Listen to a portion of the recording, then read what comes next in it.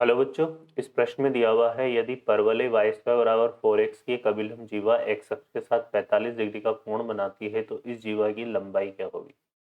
तो यहाँ पे देखिए बच्चों, सबसे पहले हम बात करें यहाँ पर जो सूत्र हम काम में लेंगे। अगर हमारे पास परवलय दे रखा हो y स्क्वायर बराबर 4x, ठीक है, तो इसके लिए क्या होता है कि अगर हम किस परवलय के किसी बिंदु a t1 square comma 2a t1 पर क्या खींचे, अभिलंब अभिलंब खींचे और वह अभिलंब वह अभिलंब पुनः परवलय को A T two square comma 2a t2 पर क्या कर रहा हो, मिल रहा हो मिल रहा हो।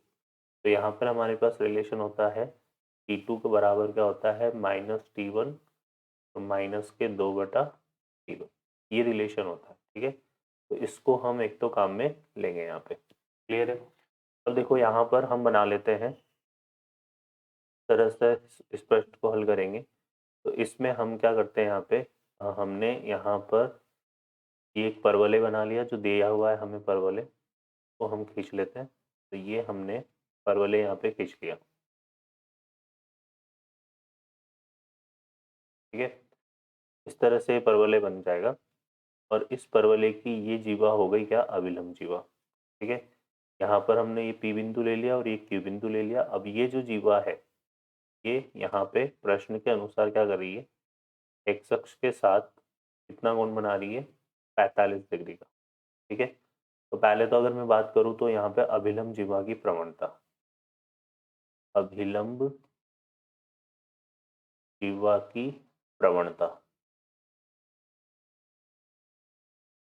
ये कितनी दे रखी हो जाएगी हमारे पास, tan 45 डिग्री, और tan 45 का मान कितना होता है, 1 होता है।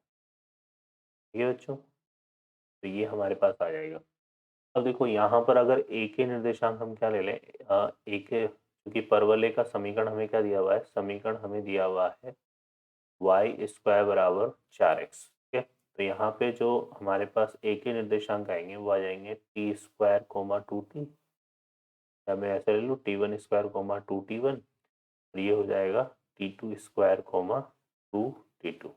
ठीक है, तो जो प्रवणता आएगी वो आ जाएगी हमारे पास 2/t1 प्लस t2, ये होती है प्रवणता, और ये किसके बराबर होगा, 1 के बराबर। तो एक तो यहाँ से रिलेशन आ गया हमारे पास कितना, t1 प्लस t2 बराबर 2, है ना। तो ये t1 t2 में एक रिलेशन है।